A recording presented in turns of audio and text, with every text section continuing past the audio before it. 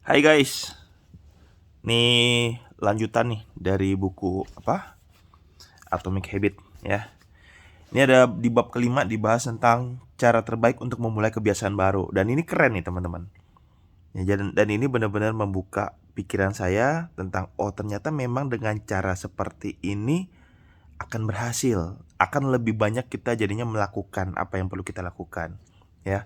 Dan ini udah diajarin sebenarnya sama leader-leader ya kan, yang pemimpin-pemimpin tentang yang namanya eh, sesuatu itu kalau yang memang sudah diagendakan itu maka itu akan kemungkinan lebih banyak dikerjakan ketimbang hanya sekedar dipikirkan akan dikerjakan gitu. Jadi kurang lebih seperti kita membuat yang namanya RKH atau rencana kerja harian.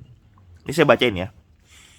Jadi di tahun 2001 ada peneliti di Britania Raya ya, di Inggris ya, England, mulai bekerja dengan 248 orang untuk membangun kebiasaan berolahraga yang lebih baik dalam kegiatan selama 2 pekan gitu. Jadi mereka tuh ngundang 248 orang buat kemudian dipecah-pecah jadi 3 kelompok ya, untuk kemudian dikasih arahan dan nanti dinilai tuh seberapa banyak yang akhirnya berolahraga gitu. Nah, kelompok pertama ini mereka cuma ditanya ini, seberapa sering sih lo berolahraga gitu, cuma ditanya doang.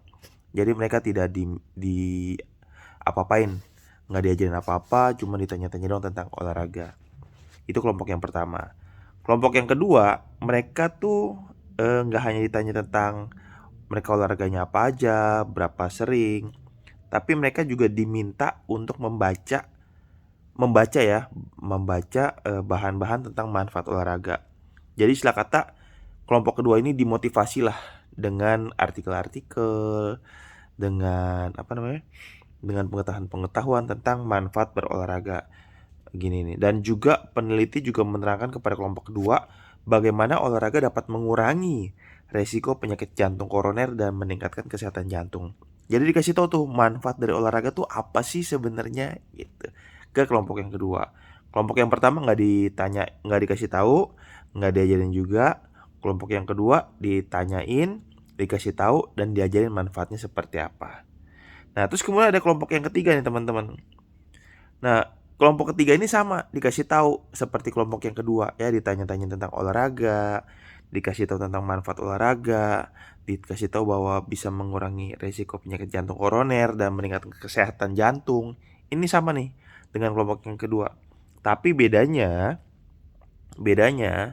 kelompok yang ketiga ini juga diminta untuk merumuskan rencana tentang kapan dan di mana mereka akan berolahraga selama sepekan berikutnya gitu ya. Jadi mereka ditanya, oke kalau gitu coba diplanningkan, diminta untuk buat bikin planning. Oke, minggu depan kamu akan olahraga kapan dan di mana dan berapa lama.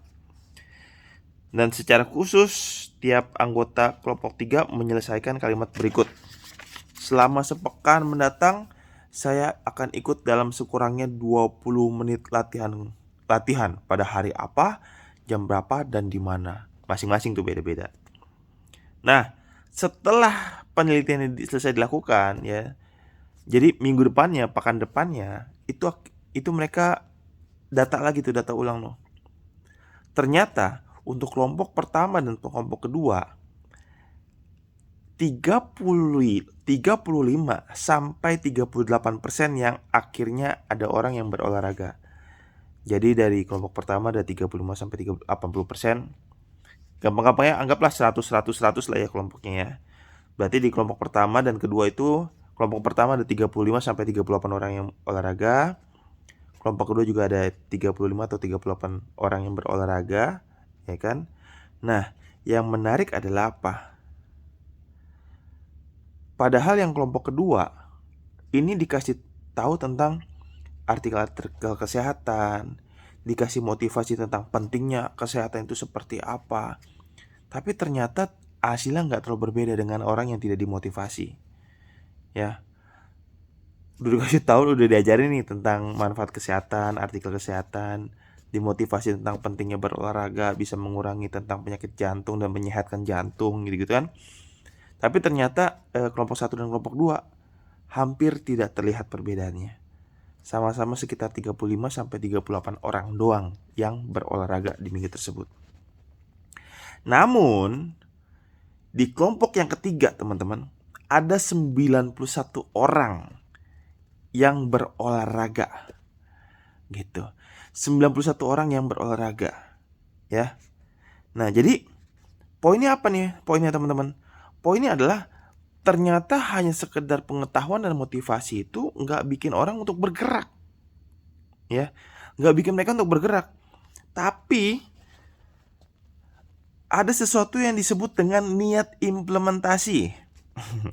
Yaitu merencanakan kapan dan di mana mereka akan melakukan aksi, disitulah akan ada kemungkinan untuk berhasilnya suatu gagasan atau suatu ide itu untuk dikerjakan. Nah, ini apa ya?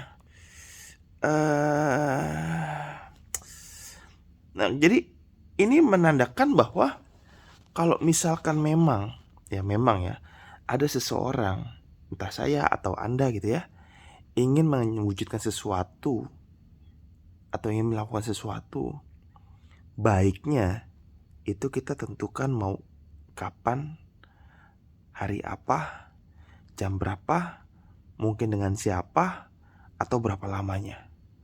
Ya, dengan kita melakukan itu, maka kita akan bisa yang namanya akhirnya kita berhasil melakukannya dan kita bisa mewujudkan apa yang ingin kita wujudkan.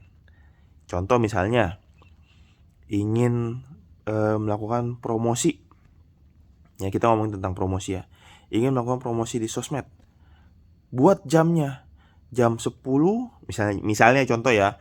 Jam 10 sampai jam 11 saya akan melakukan promosi di sosial media. Nggak tahu tuh berapa 1 jam ngapain aja di sosial media ya. Nah, pasti kan aduh, kepala kita copy paste doang atau bikin artikel paling 5 menit 10 menit ya. Ya mungkin saya akan bekerja dengan sosial media saya jam 10 sampai jam 11. Itu termasuk yang namanya promosi, like postingan orang, komen postingan orang, dan say hi dengan orang-orang baru. Mungkin seperti itu. Jam 11 sampai jam 12 ngapain? Jam 12 sampai jam 1 istirahat.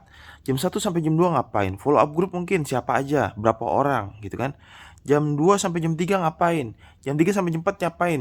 Jam 4 sampai jam 5 ngapain? Gitu. Jadi itu perlu ditulis, dirumuskan ke dalam jadwal agenda Anda. Nah, dengan begitu pasti, belum tentu pasti ya. Dengan begitu, maka kecenderungannya Anda akan berhasil melaksanakannya itu mendekati 100% ketimbang hanya sekedar oke, besok gue mau begini. Oke, ya teman-teman ya. Jadi sudah makin jelas ya tentang bagaimana caranya kita membangun sebuah kebiasaan yang baru nih teman-teman nih, untuk bisa mendapatkan kehidupan yang lebih baik gitu ya. So, coba teman-teman komen di kolom komentar. Kira-kira besok mau ngapain sih? Ya, sekalian di-share videonya mungkin buat teman-temannya atau membernya atau timnya atau keluarganya atau koleganya. Siapa tahu video ini juga bermanfaat untuk merubah kehidupannya dia dengan merubah kebiasaan dia dengan menambah sebuah kebiasaan baru, yaitu apa? Mencatat di agenda kita. Oke, sukses buat kita semua. Salam maksimal dan better life with MCI. Dadah.